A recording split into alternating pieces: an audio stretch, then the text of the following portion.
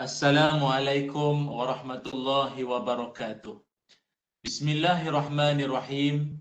Alhamdulillahi rabbil alamin. Wassalatu wassalam ala Rasulillah wa ala alihi wa sahbihi ajma'in. Qala rabbi shrah li sadri wa yassir li amri wahlul 'uqdatam min lisani yafqahu qawli. Allahumma iftah lana qulubana fi talabil ilmi warzuqna ikhlasu fihi wal amalu bihi wan nashru bihi hatta ya'tiyana al-yaqin. Amin ya rabbal alamin. Amma ba'du.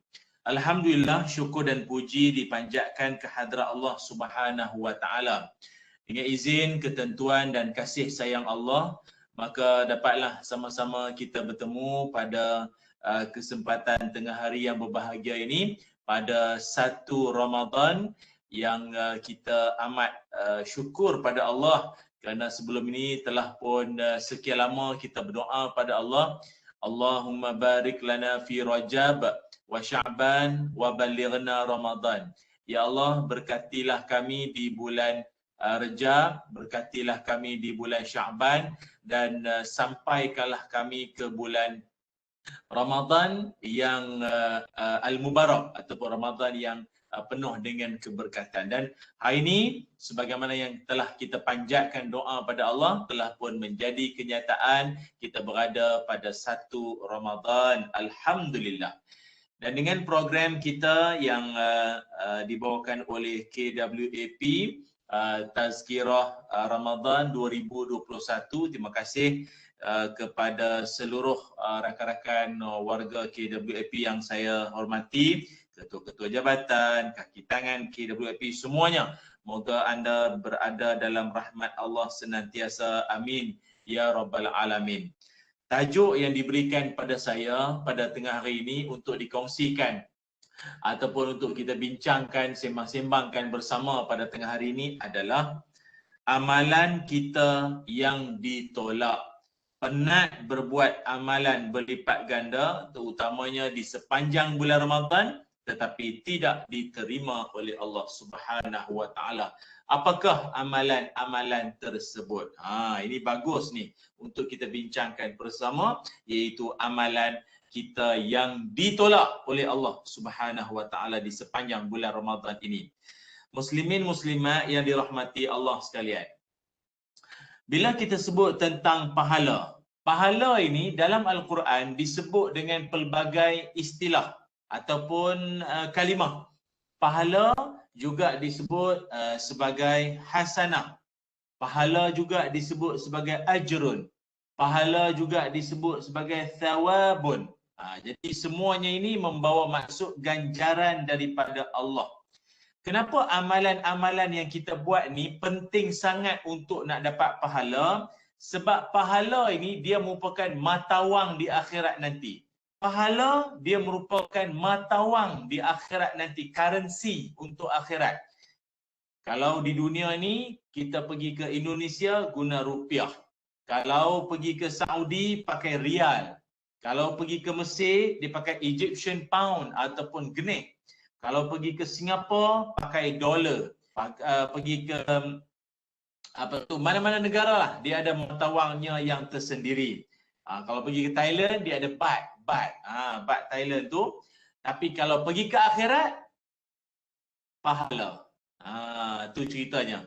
Kalau pergi akhirat dia pakai pahala. Dia tak pakai Saudi Rial, dia tak pakai dolar Singapura, dolar Amerika, dia tak pakai rupiah Indonesia ke rupiah.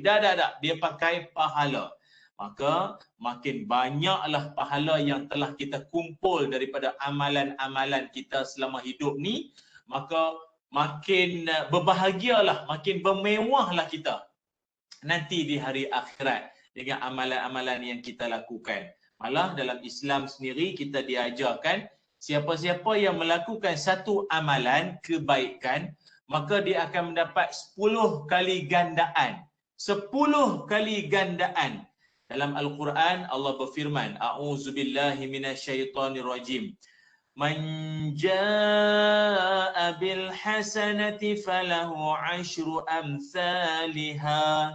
Siapa-siapa yang beramal atau membuat satu kebaikan, maka untuknya 10 ganjaran untuknya. Dan orang yang bukan setakat dia buat amal kebaikan saja, dia bersabar, dia sabar. Ini tengah puasa, mungkin puasa pada awal-awal Ramadan ni dia tenaga dia okey lagi, dia maintain lagi. Tapi nanti bila dah lama-lama masuk ke tengah-tengah Ramadan nanti ni dia ada rasa lesu, letih. Maka sabar itu penting. Sebab dalam Quran Allah Ta'ala ada menyebutkan innama yuwaffas sabiruna ajrahu bighairi hisab. Sesungguhnya orang-orang yang bersabar akan mendapat ganjaran tanpa penghujung. Infinity, dia akan dapat suatu bentuk ganjaran yang tak pernah berpenghujung. Dapat sentiasa pahalanya. Untuk siapa ni? Orang yang ketika hidup bersabar. Itu dia.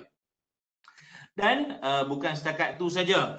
Orang yang melakukan kebaikan hasanah, dia punya ganjaran, kelebihan dia apa? Innal hasanat yuzhibnas sayyiat.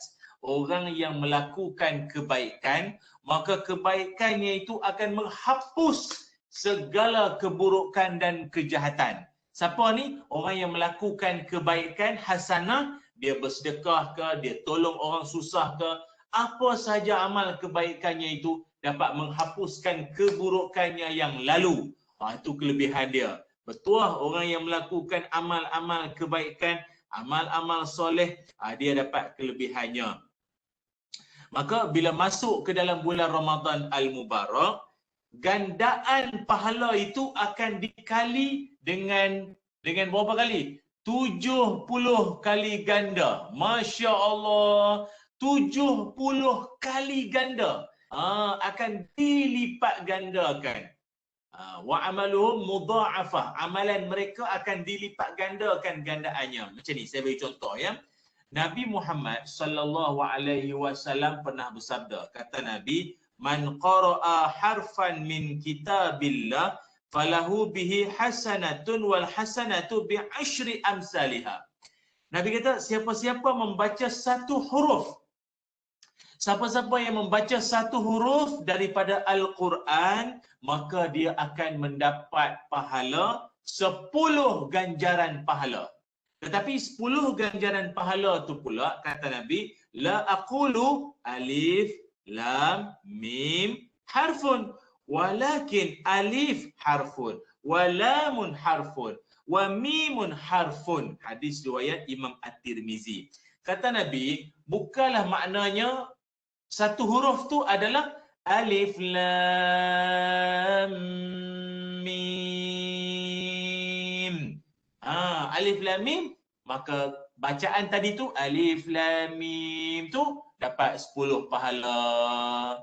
Bukan. Nabi kata alif 10 pahala, lam 10 pahala, mim 10 pahala.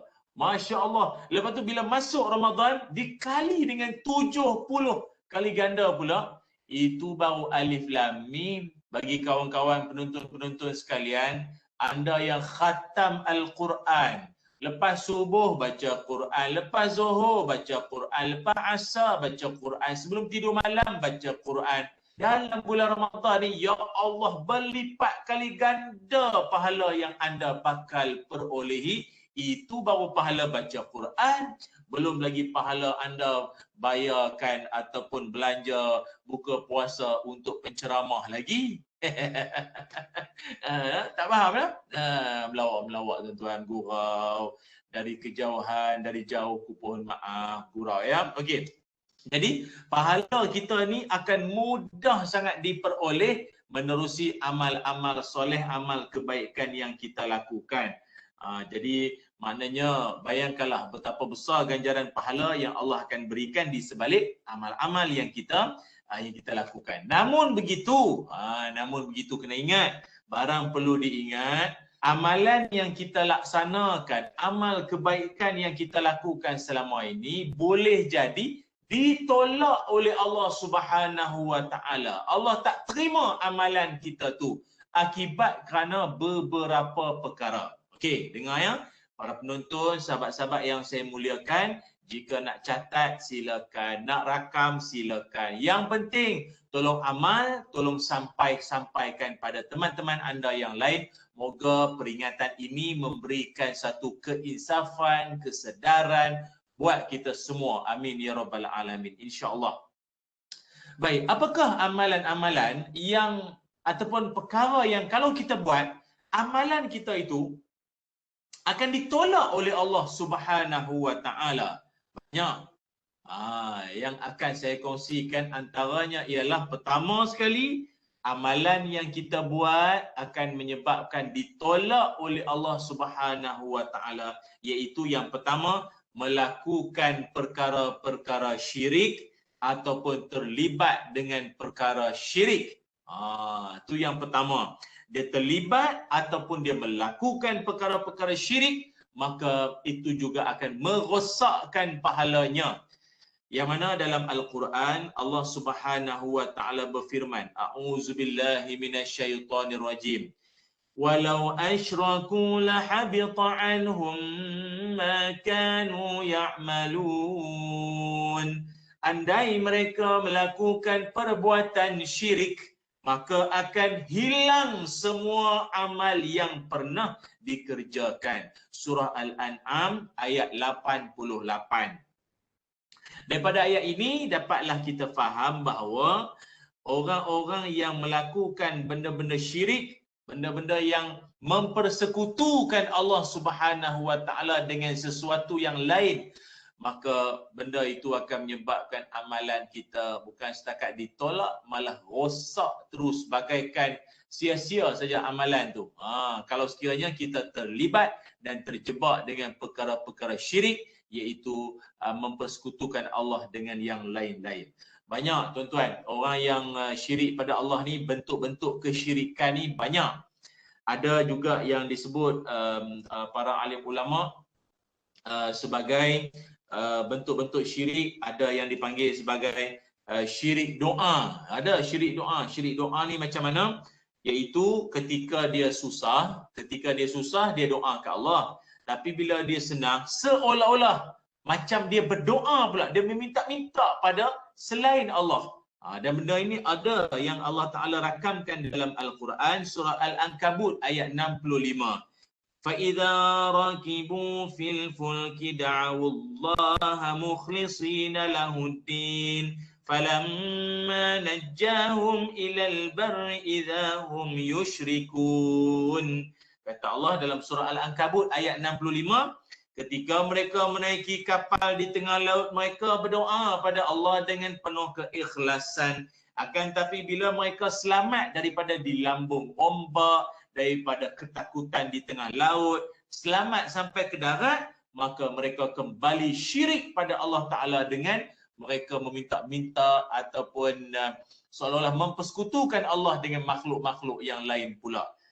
Macam tu. Dan jenis-jenis manusia yang syirik ni dia banyaklah jenis-jenisnya itu. Sehingga kan dalam Al-Quran sendiri Allah Ta'ala ada menyebutkan jenis-jenis manusia yang tak mengenang budi.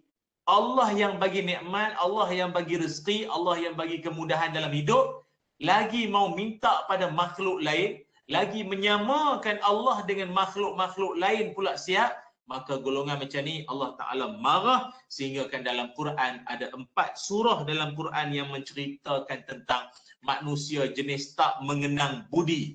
Dalam Quran surah Al-Ankabut ayat 65 hingga ayat 66, surah Ar-Rum ayat 33 hingga ayat 34, surah Luqman ayat 32, surah Az-Zumar ayat 8. Dan ini banyak lagi lah berkait tentang kesyirikan yang berlaku. Tapi saya nak menarik perhatian kawan-kawan semua, dalam suasana zaman sekarang ini, dia Covid tak Covid pun, Ramadan tak Ramadan pun, perangai sama ya. Ada tak jenis-jenis yang suka mendatangi tukang-tukang ramal? Bukan sungai ramal, sungai ramal Kajang. Mendatangi tukang peramal, tilik nasib, apa dipanggil apa? Horoskop. Fortune teller, jenis meramal masa depan. Ada tak orang macam ni zaman sekarang? Masih ada tak? Ada, orang macam ni ada. berhati-hati. Ingat, yang hanya mengetahui masa depan kita, yang tahu tentang rezeki kita dan semuanya ini Allah saja. Jangan duk pergi tanya manusia dengan jalan ini boleh jadi syirik. Dalam hadis Rasulullah sallallahu alaihi wasallam, baginda Nabi ada menyebutkan, man ata arrafan fas'alahu syai'in fasaddaqahu falam yuqbalillah salatahu arba'ina yaumin. Kata baginda Nabi Muhammad sallallahu alaihi wasallam, siapa-siapa yang mendatangi tukang ramal. Dia kalau tukang ramal ni, dia boleh jadi dengan cara dia baca apa-apa pada badan kita. Dia tengok tangan kita ni, ini tanda kau nak dapat duit ni. Tengok ni kau punya jalur-jalur ni. Jalur kau bercabang 2 pula. Ni tanda kau menikah 2 ni. Nampak? Jenis baca-baca tangan, bentuk apa ni kan. Benda-benda tu bahaya. Benda tu bahaya. Kerana apa? Kita seolah-olah, kata Nabi pula, bukan setakat mendatangi, duk pergi tanya fas'alahu syai'in, bukan setakat kau tanya aja, Tok, saya ni agak-agak nanti saya punya bisnes macam mana, lagi 2 tahun saya baru daftar SSM ni, agak-agak saya berjaya ke, saya kaya ke, apa jadi ya, duk pergi tanya dengan mana-mana orang hak yang tak beriman tu, jenis-jenis syirik ni. Lepas tu pula fasaddaqahu, engkau membenarkan apa yang Tok tu cakap. Tok tu cakap apa, kau percaya bulat-bulat, kau terima, maka padahnya apa? Kata Nabi sallallahu alaihi wasallam, falam yuqbalillah salatahu arba'ina yaumin. Ditolak ataupun tak diterima dia punya semayang selama 40 hari.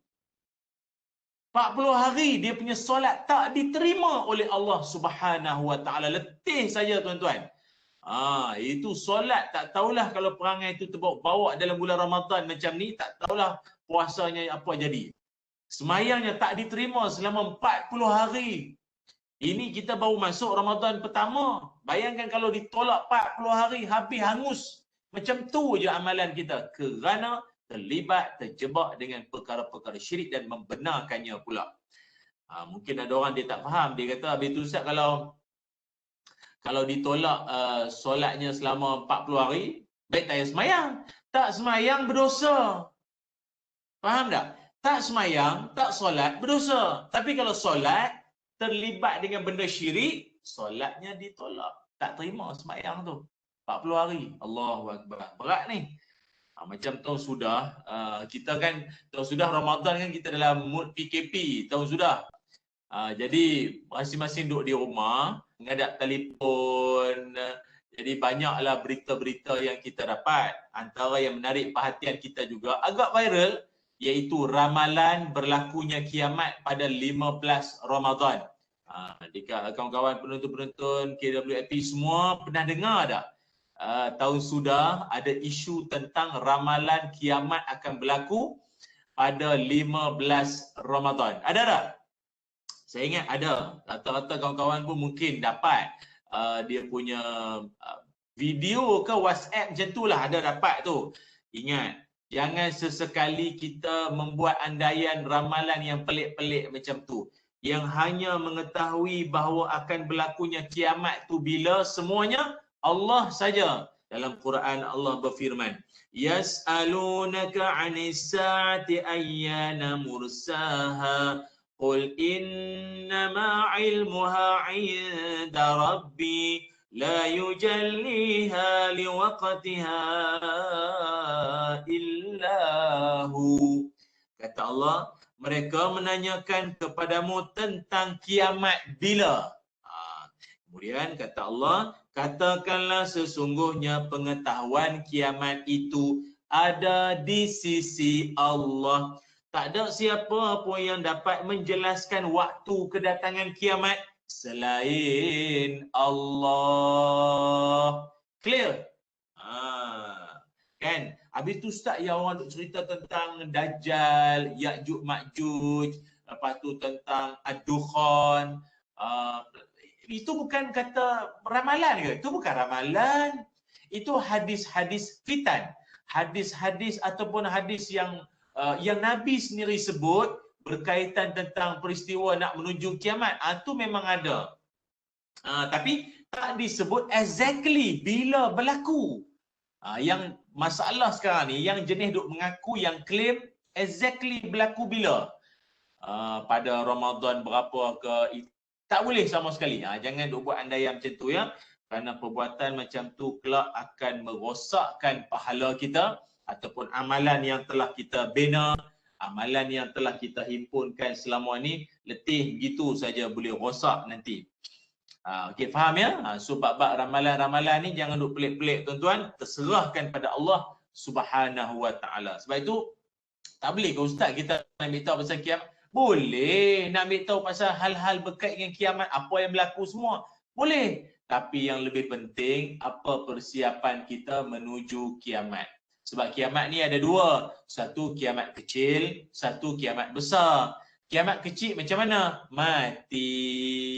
Kiamat kecil. Kiamat besar, itu yang berdentumnya dunia ini nanti, letusan di sana sini. Itu kiamat besar. Kiamat kecil, mati. Kita meninggal dunia. Itulah namanya kiamat kecil. Itu yang pertama ya.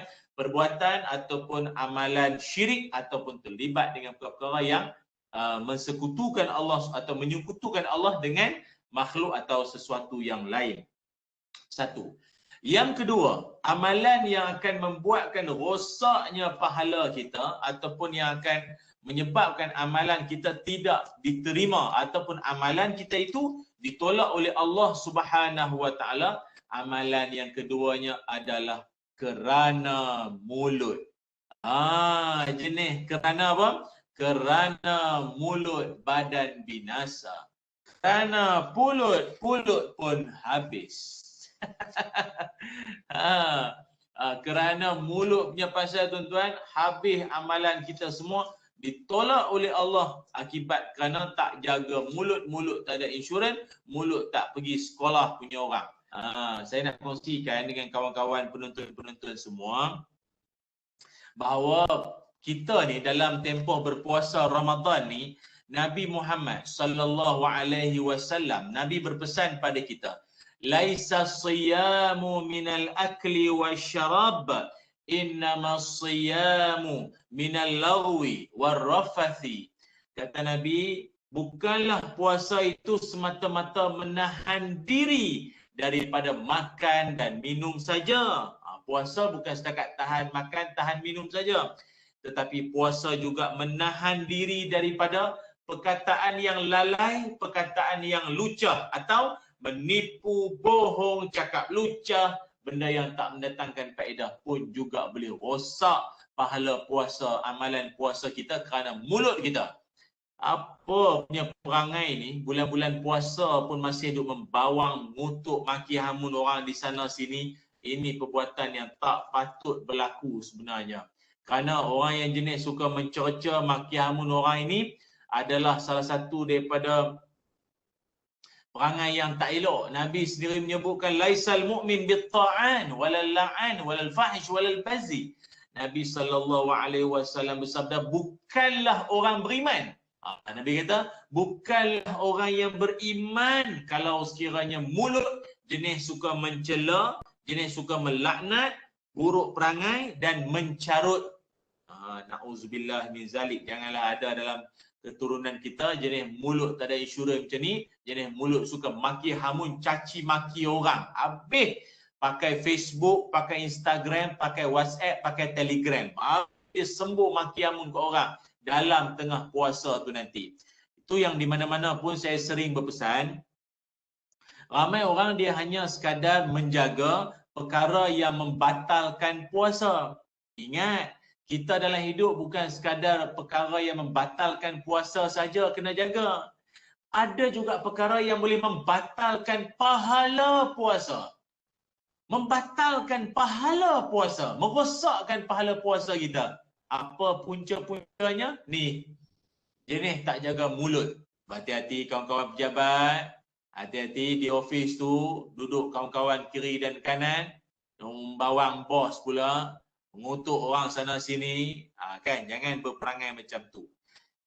Di zaman Nabi Muhammad sallallahu alaihi wasallam, ada seorang perempuan ini diceritakan oleh sahabat yang lain pada Nabi bahawa Ada seorang perempuan ni, dia ni seorang yang rajin solat malam, rajin bersedekah dan rajin berpuasa di siang hari. Bersedekah, berpuasa di siang hari. Oh, hebat tu. Kita pun jarang-jarang boleh buat solat tengah malam. Solat tengah malam, solat tengah hari pun kadang tak buat. Solat zuhur lah. Lah, baru semayang. Lagi 5 minit nak asar baru semayang zuhur. Apa cerita lah. Ramadan tak Ramadan, Covid tak Covid. Perangai sama ya. Lagi 5 minit nak habis waktu baru semayang. Ini alhamdulillah Ramadan. Maghrib ramai yang pancul lah. Kalau tak Ramadan tuan-tuan, tunggu habis drama baru semayang. La ilaha illallah. Lepas tu sedih, tension, stres. Pasal apa rezeki dia payah dapat. Memang lah. Dengan Allah Ta'ala pun kau tak menepati apa yang Allah nak. Habis tu yang kita nak, sibuk tanya kenapa Allah tak menepati apa yang kita nak. Habis, kita dengan Allah Ta'ala buat lebih kurang. Di zaman Nabi, ada perempuan yang hebat amal-amalnya itu. Akan tetapi, sahabat Nabi ceritakan bahawa dia ni, yalah walaupun dia solat malam, puasa, sedekah, tapi dia punya mulut, jenis mulut suka menyakitkan jiran. Dia jenis suka menyakitkan jiran. Maka kata Nabi Muhammad sallallahu alaihi wasallam, makcik tersebut, hiya finnar, dia dalam neraka. Dia ditempatkan di dalam neraka. Ya Allah. Kita rasa macam nak betulkan siaran. Betul ke ni?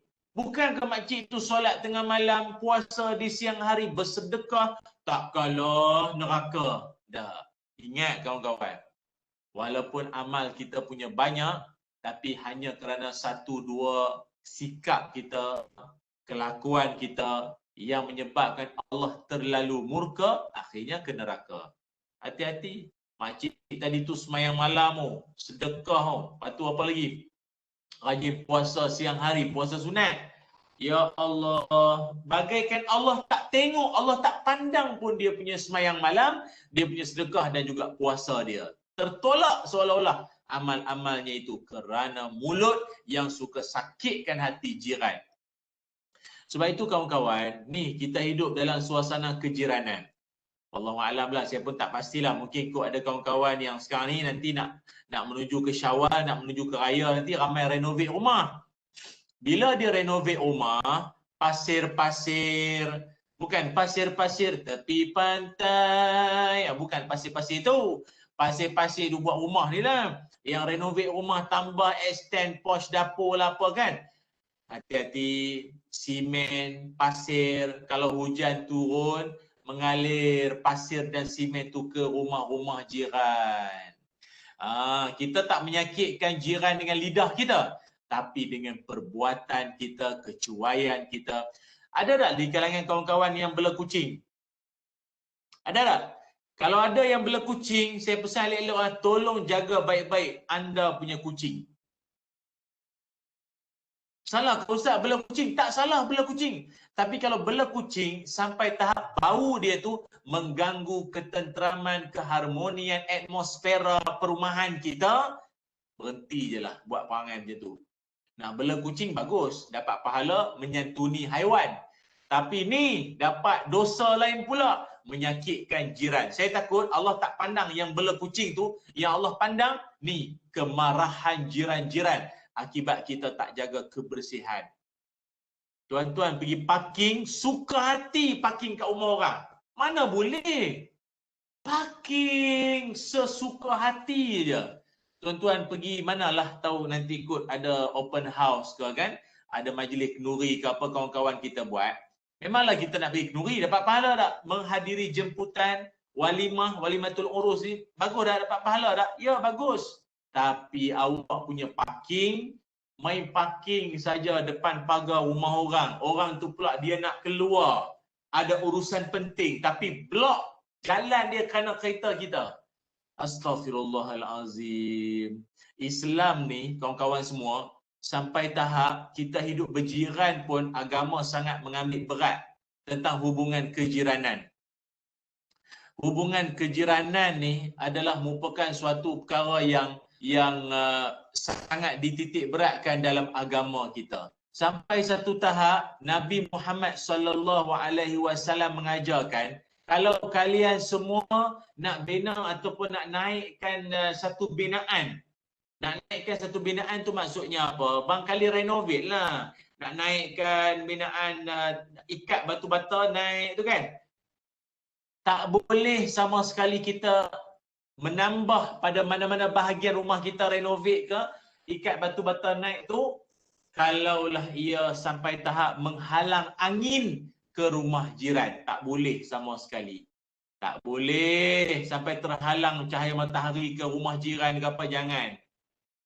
Kecuali, dia ada kecuali pula.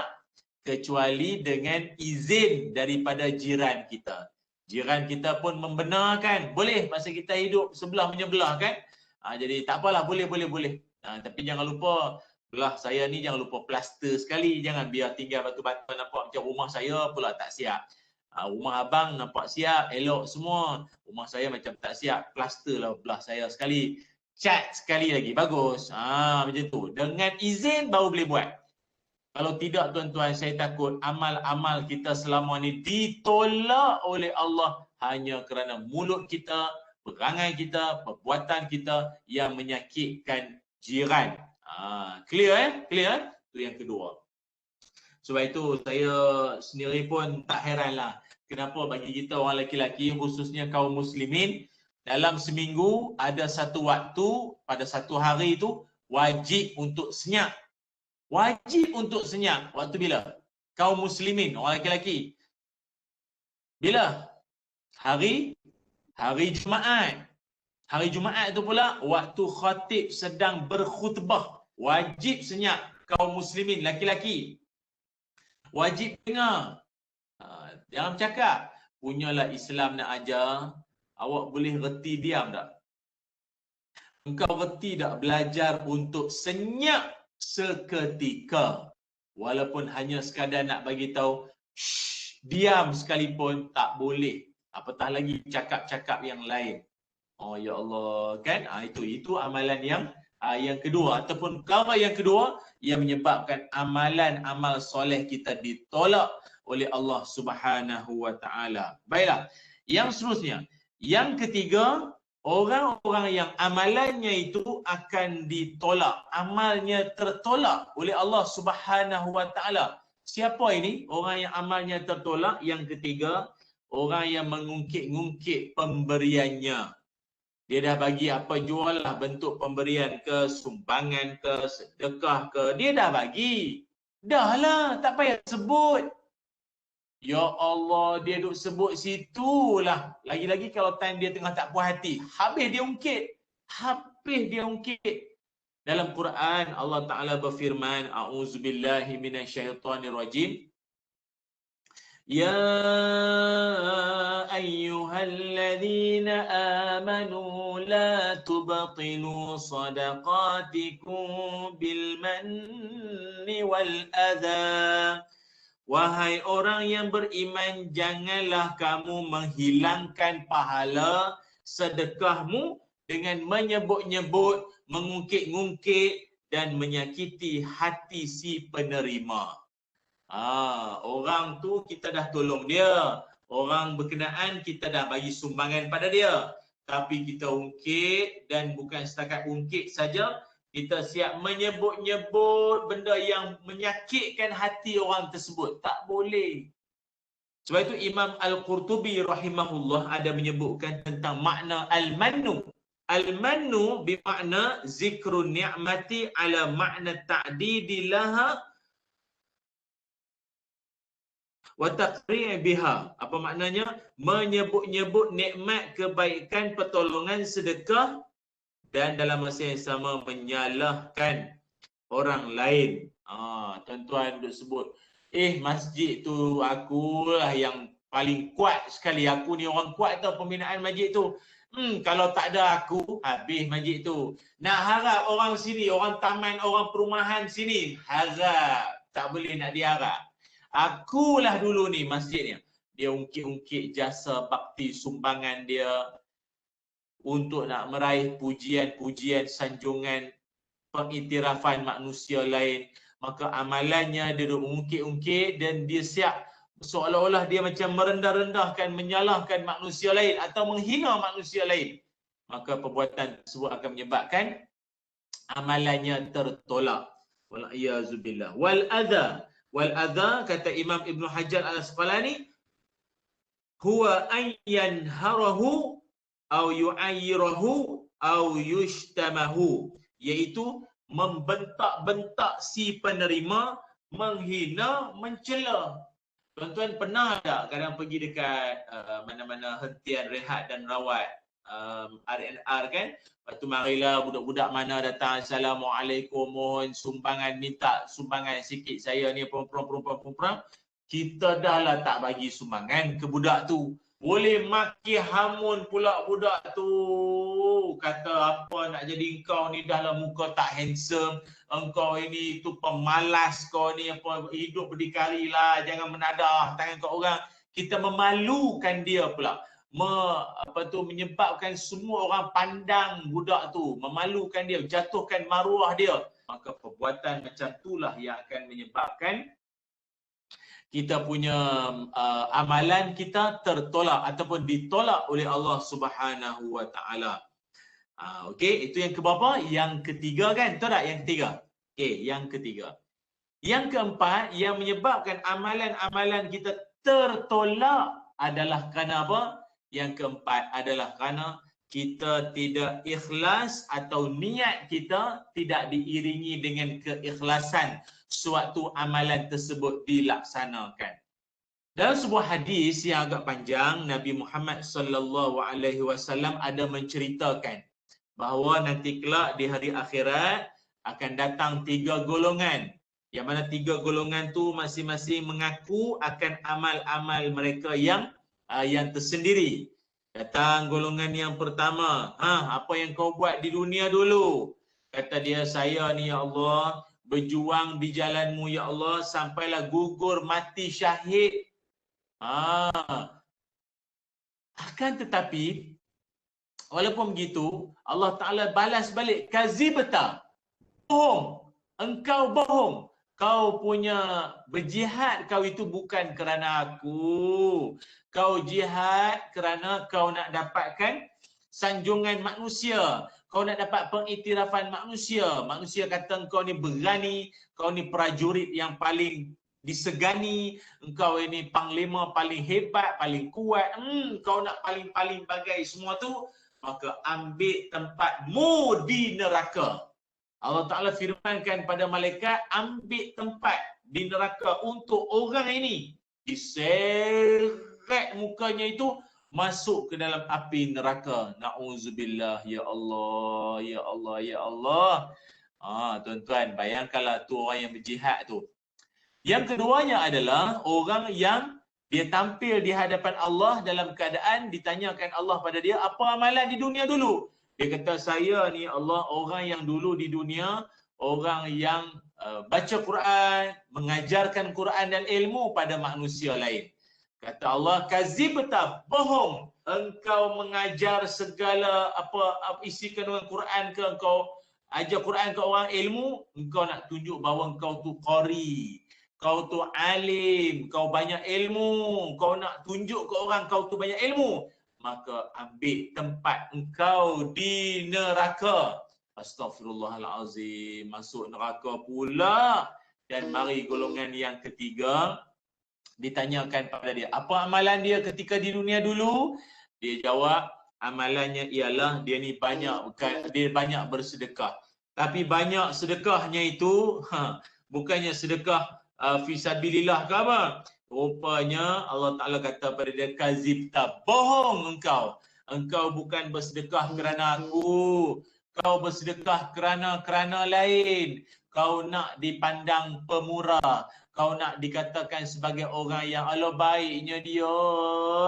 Sanggup merentah desa, rentah laut dan sungai, naiki bot, kapal terbang, kereta, four wheel, masuk ke dalam ceruk hutan mana semata-mata kau nak tunjuk kata kau ni pemurah punya orang.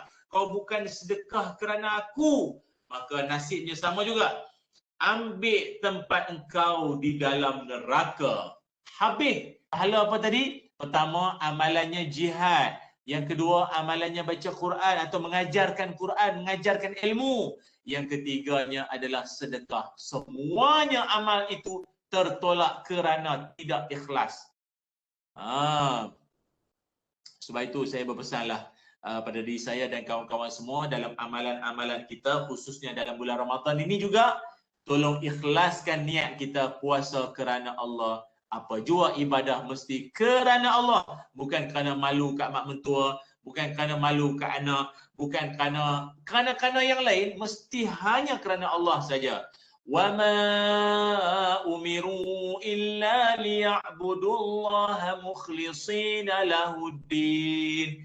Tidaklah kamu diperintahkan beribadah kepada Allah kecuali dengan keadaan kau ikhlas kerana Allah. Maka rupanya orang yang riak, orang menunjuk-nunjuk, itu juga akan menyebabkan seseorang itu tertolak amal-amalnya. Baik, tuan-tuan yang saya muliakan, ada berapa tadi ya? Ada 4 poin ya, kalau tak salah saya telah saya kongsikan.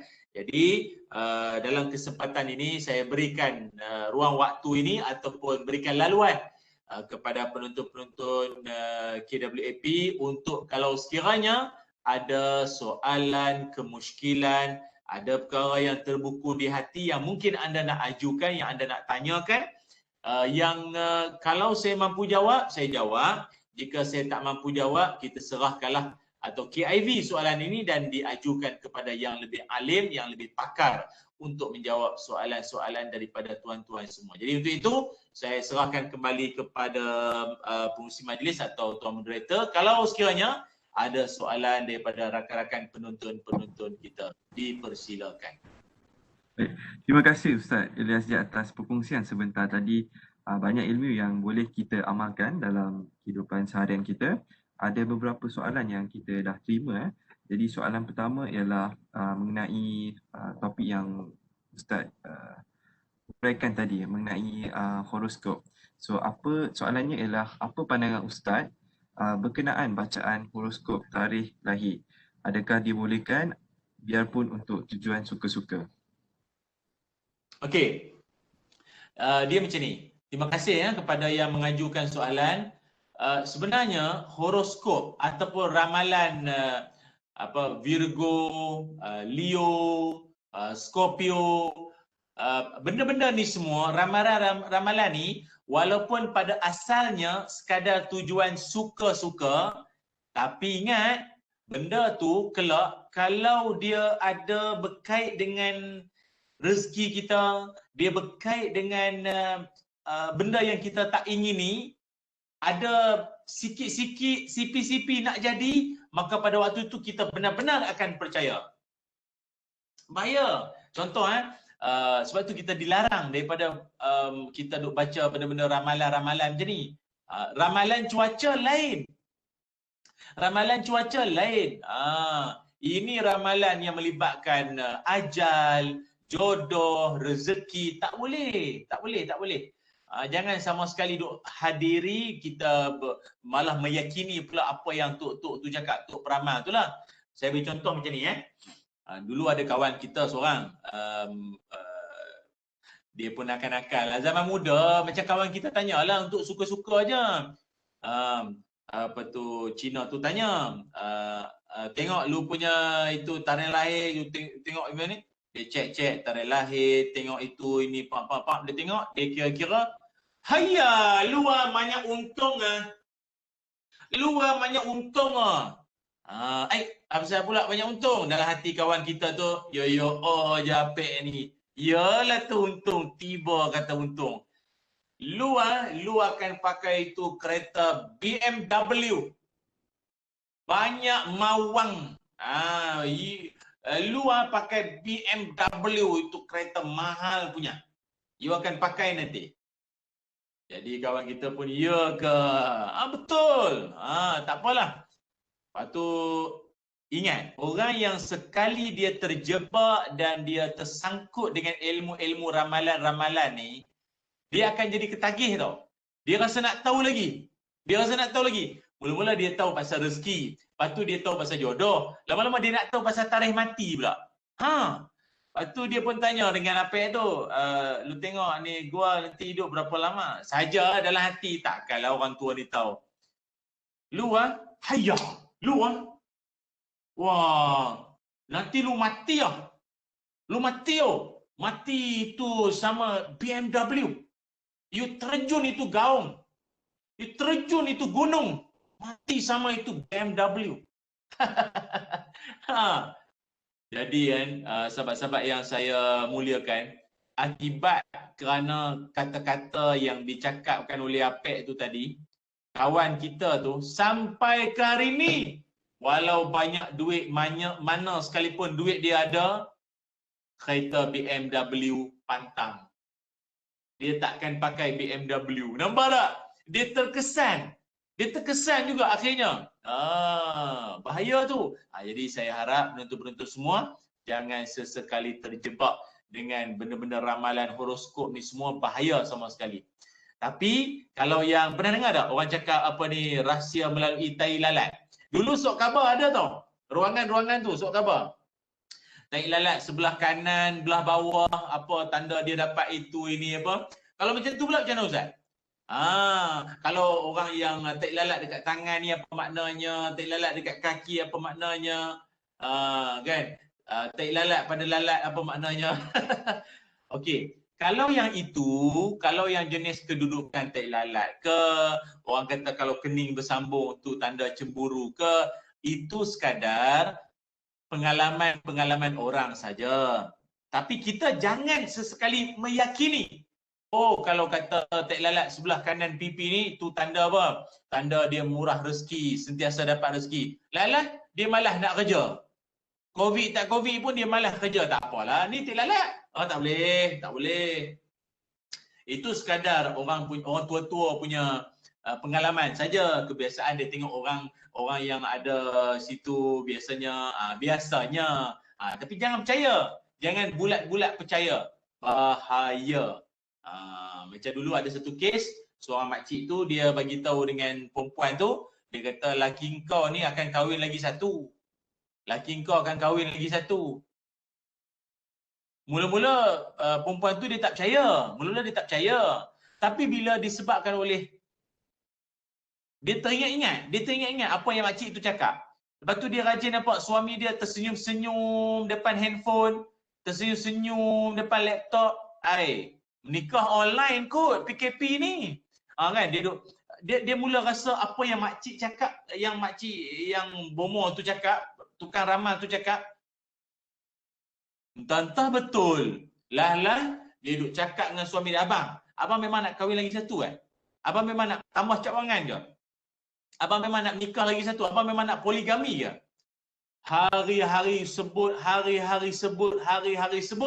suami dia berbulu, benanah telinga dengar. Apa yang berlaku pada mereka tu, bercerai. Dan memang suaminya kahwin lain selepas daripada itu, padan muka. Itulah dia akibat kerana mempercayai sangat sampai mempengaruhi emosi dan sangkaan kita. Wallahu a'lam. Itulah jawapan sikit sebanyak boleh saya kongsikan. Terima kasih Ustaz atas nasihat tersebut. Jadi penting untuk kita semua menjauhi amalan-amalan syirik. Okey, soalan kedua Ustaz. Soalan kedua mengenai ikhlas. Ikhlas adalah kunci utama dalam beribadah. Jadi soalannya ialah bagaimana cara mendidik sifat ikhlas dalam beribadah dan dalam memberi sedekah di bulan Ramadan ini. Okey, bagus soalan ni ya. Pertama sekali sahabat kita tanya berkaitan tentang ikhlas ya. Ikhlas ini adalah suatu sifat yang ada dalam hati dan dia bukan boleh main disebut-sebut. Orang panggil apa? Saya ikhlas sebenarnya nak tolong awak. Saya betul ikhlas. Ikhlas ni benda yang bukan disebut, tapi dia sememangnya adalah anugerah dari Allah, hasil dari kesungguhan kita dalam amalan. Apa tanda orang tu ikhlas? Saya tanya ni kawan-kawan semua. Apa tanda orang tu ikhlas? orang tu ikhlas ada 3 tanda. 3 tanda orang ikhlas. Yang pertama, dia akan bersungguh-sungguh bila dia buat satu benda. Itu tanda orang ikhlas. Kalau orang tak ikhlas kan kita macam nampak dia buat kerja asal-asalan. Kita kata dia, kau ni macam tak ikhlas je bagi ni. Kau betul ke nak bagi kat aku ni? Kau ni macam tak ikhlas je. Dia tak berapa bersungguh. Itu yang pertama. Kalau orang ikhlas, dia akan bersungguh dia buat. Satu. Yang kedua, tanda orang ikhlas adalah sama ada orang tengok kah, orang tak tengok kah, orang like ke orang tak like, follower follow ke tak follow, dia sama saja amalan dia. Dia duduk di rumah dia di KL ke, dia balik kampung dia di Jerantut Pahang ke, dia balik ke Sungai Tiang Kedah ke, sama je amalan dia. Tarawih dia buat. Rumah mak mentua dia buat, rumah dia buat, di masjid pun dia buat.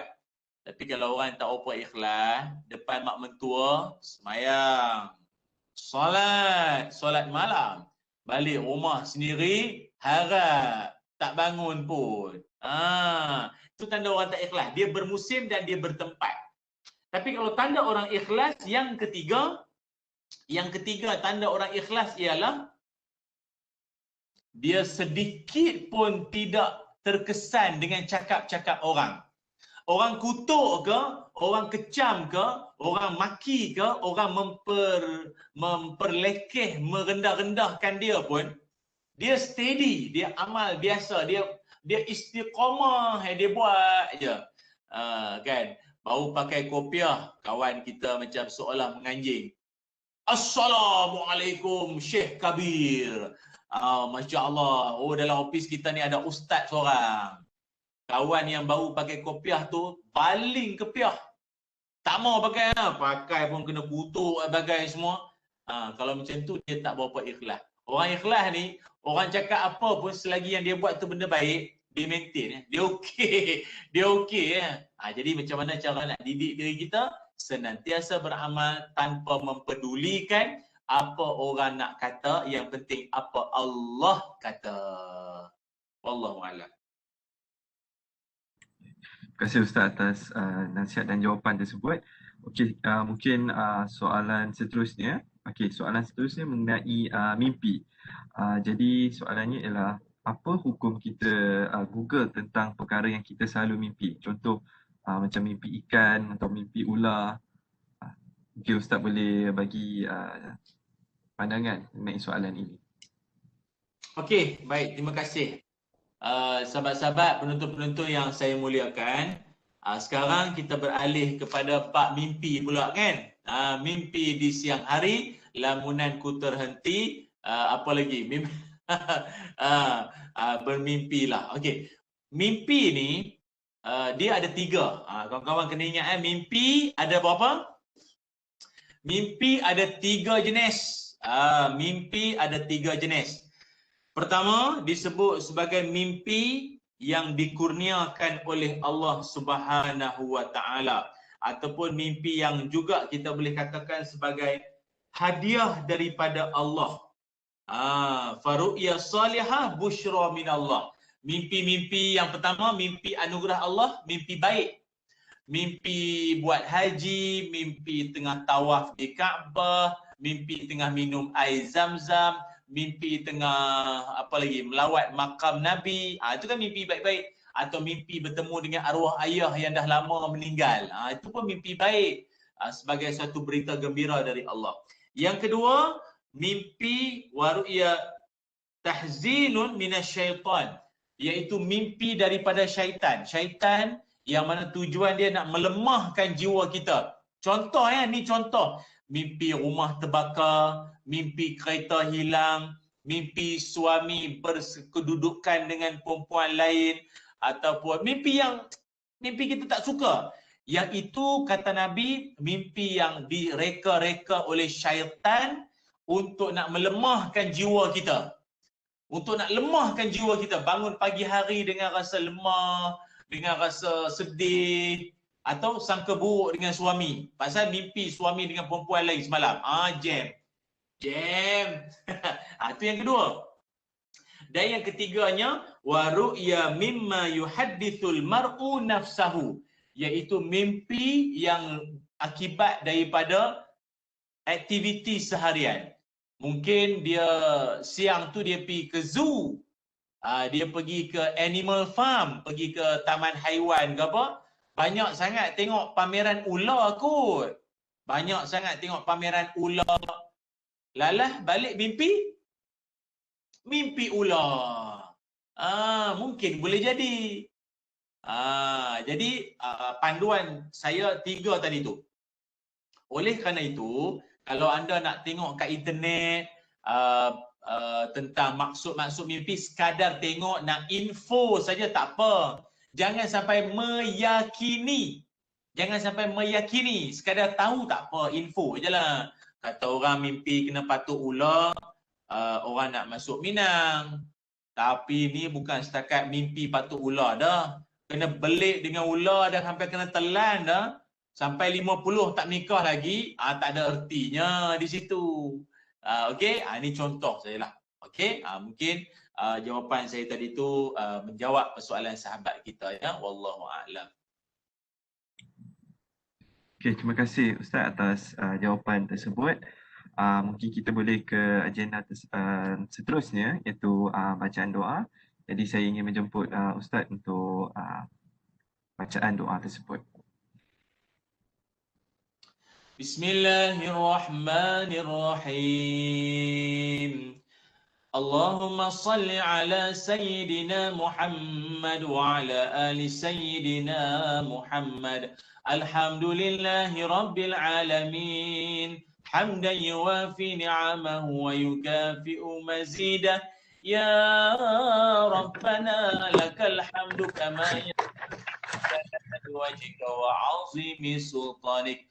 Allahumma ighfir lana dhunubana wa liwalidina warhamhum kama rabbawna shighara wa li jami'il muslimina wal muslimat wal mu'minina wal mu'minat bi rahmatik ya arhamar rahimin. Allahumma inna nas'aluka ridhaka wal jannah wa na'udzu bika min sakhatika wan nar. Allahumma innaka 'afuwun karim tuhibbul 'afwa fa'fu 'anna wa 'an walidina wa 'an jami'il muslimina wal muslimat bi rahmatika ya arhamar rahimin. Ya Allah, ampunkanlah dosa-dosa kami, ampunkanlah dosa-dosa kedua ibu bapa kami, kurniakanlah kesejahteraan buat seluruh warga KWAP. Semoga semuanya beroleh berkat rezeki mereka, pendapatan mereka, setiap usaha yang direncanakan. Berikanlah rahmat-Mu dan kasih sayang-Mu, malah petunjuk-Mu buat mereka semuanya ya Allah. Ya Allah, berkatilah kami di bulan mulia ini, panjangkan umur kami, berikan kesihatan buat kami semua ya Allah. Terimalah amal kami ya Allah. Rabbana atina fid dunya hasanah wa fil akhirati hasanatan wa qina azaban nar. Wa sallallahu ala sayyidina Muhammad walhamdulillahi rabbil alamin. Taqabbalallah.